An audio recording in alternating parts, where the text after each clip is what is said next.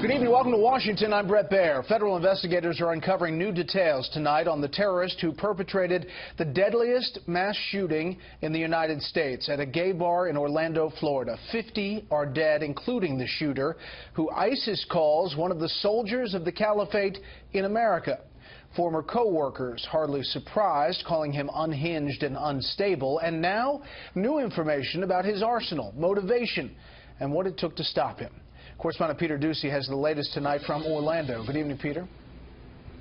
Good evening, Brett. Now we know just how much firepower it took to stop that terrorist attack yesterday at the popular gay bar Pulse, because a new recording lets us hear the final standoff between the SWAT team and the terrorist. When hours of negotiations with terrorist Omar Mateen failed, a SWAT team used explosives to blow a hole in Pulse nightclub's wall, then broke through with an armored vehicle and killed him.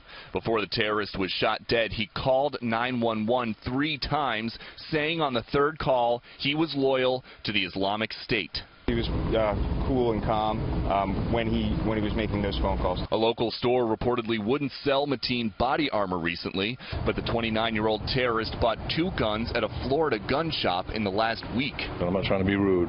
It's not the time right now to talk about it. And believe me, it's upsetting for everybody and everybody in this country. Mateen worked as a courthouse and Department of Corrections security guard, and his father, an Afghan political figure, says he didn't know Omar was plotting anything. If I did know 1% that he's committing such a crime, my son, I would have arrested myself. But his wives paint a darker picture. His current wife tells People magazine that Mateen was also scouting Disney World as a target, and his ex-wife tells us he was abusive. A few months after we were married, I saw his instability, and I saw that he was bipolar and he would get mad out of nowhere. Pulse was billed as Orlando's premier gay nightclub, and its patrons are scared.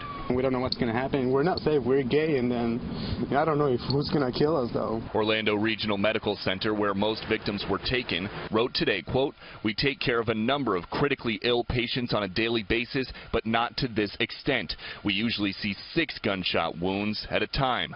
There were 6 surgeries scheduled for clubgoers today, and as they receive care, they are sharing stories of how they got out. He didn't realize he was shot until he got out of one of the doors on the back and he jumped over a fence. And when he got to the other side, that's when he realized he was having sharp pains on his stomach, and he passed out. At this hour, there are still 29 victims being treated at this hospital. 5 of them are in critical condition. Overnight, authorities finally transported the last victim's body from the dance floor to the morgue. Brett. Peter Doocy live in Orlando. Peter, thank you.